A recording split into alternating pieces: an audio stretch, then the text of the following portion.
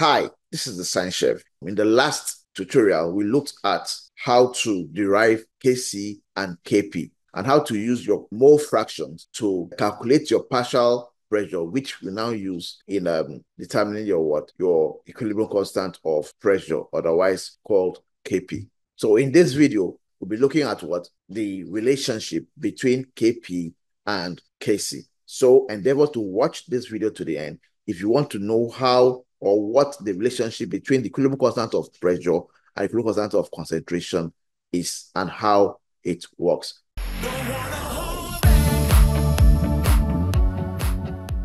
So don't touch this channel. I will be right back. Okay, welcome back. So relationship between Kp and Kc. All right. First off, let's go back to our hypothetical equation. I love using this. A plus B giving us what?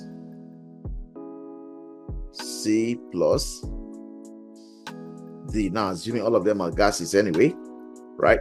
So for this, the Kp of this reaction would be Kp equals partial pressure of C raised by small c times partial pressure of D raised by small d all over partial pressure of A raised by small a times partial pressure of B raised by small b, right? Let's just call that equation 1. Let's call this equation 1, okay? But do you remember the ideal gas equation? Yes, you are going to use the ideal gas equation here. Recall the ideal gas equation.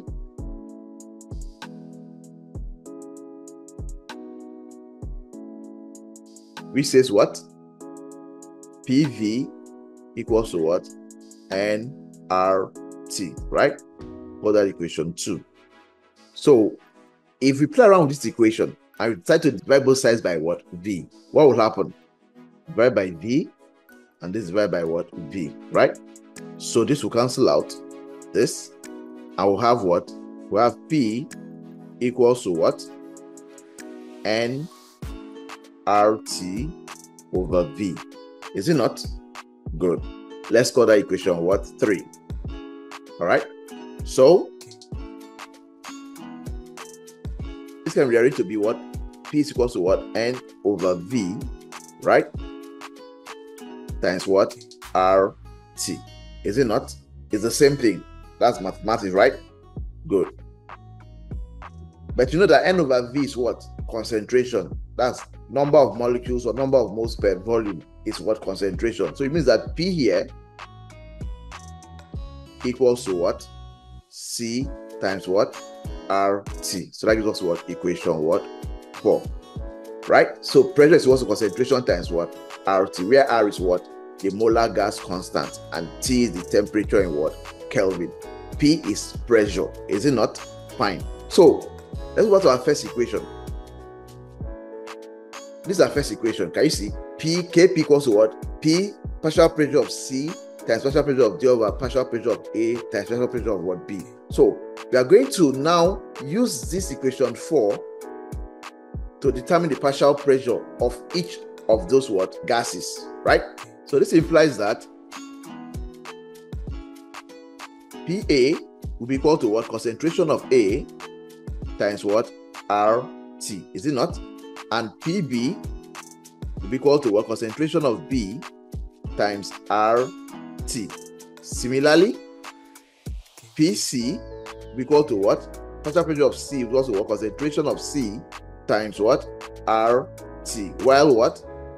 PD will be equal to what? Concentration of D times RT. Is it not? So we're going to substitute this into our first equation. All right? Just stay with me. Let me just write that by the side here. That was a Kp was P C raised by C times P D raised by small d all over B A raised to the power small a times B raised to the power small b, right? Okay, so just for reference purpose, right? So now we're going to substitute this. So our Kp will be equal to what? Pc. What's that Pc here? Pc is what? Concentration of C. That will be concentration of C times RT, right? Or raised to the power what? C times concentration of what? D times RT, or raised to the power what? D, all over concentration of A times RT raised to the power small a times concentration of B times RT raised to the power small b. All right. So now let's use the symbol for equilibrium concentration. So this implies that concentration of C here times RT raised to the power C times concentration of D times RT raised to the power D all over concentration of what? A times RT raised to the power small a times concentration of B times RT raised to the power small b. Are we together? Let me use a different color for this mole coefficient to differentiate them from the rest. All right. So we're going to apply some principle of mathematics here, right? And that will be concentration of C raised to the power small c. We are going to distribute this C, right? The power of C here into what? RT raised to the power small c, right? Times concentration of D raised to the power small d times RT raised to the power small d, right? All over concentration of A raised to the power small what? A times RT raised to the power small a times concentration of what? B raised to the power small b times RT raised to the power small b, right? Can you see where I'm going? All right, so from here now we'll collect terms. Okay, so let's clean off the earlier part. This is a Kp, right? So from here now we collect these like terms. This would be Kp would be equal to what? Concentration of C raised to the power C times concentration of D raised to the power small d, then times concentration of what? Sorry, times RT. Now RT, we have RTC and RTD. What's happening here? RT raised to the power C and RT raised to the power D. RT is the same base, right? So since they are the same base, according to the law of indices, we are going to what? Add the two, since what? A multiplication law of indices. That will be RT into what? C plus what? D, all over what? Same rule applies to the denominator. That will be A, concentration of A raised to the power A times concentration of B raised to the power B times what? RT raised to the power what? A plus B. Now, what do you see here? Let's erase this. This means that Kp carries as what? Concentration of what? Kc. So concentration of C raised to the power what? C times what? Concentration of D raised to the power D all over concentration of A raised to the power A times concentration of B raised to the power what? B. Then times, since RT appears in both numerator and what? Denominator with different what? Powers, it means that we are going to apply the laws of indices here, which means that RT, that's division law, right? Which means that RT raised to the power was C plus D minus A plus B.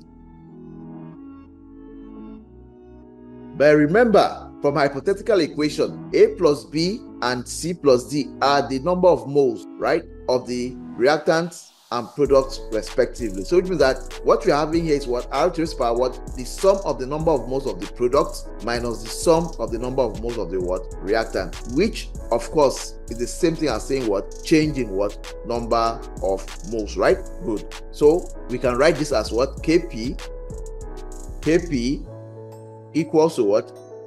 Concentration of C times concentration of D raised by D all over concentration of A raised by A times concentration of B raised by what? B. Then times what? RT raised by what? Delta N. Right? But what do you notice in this equation here? This part of the equation, what do you notice? Which expression is that? If you have watched our last two tutorials, you would know that that part of this equation is the same as the what? Of the Kc for that equilibrium what? Reaction. Is it not?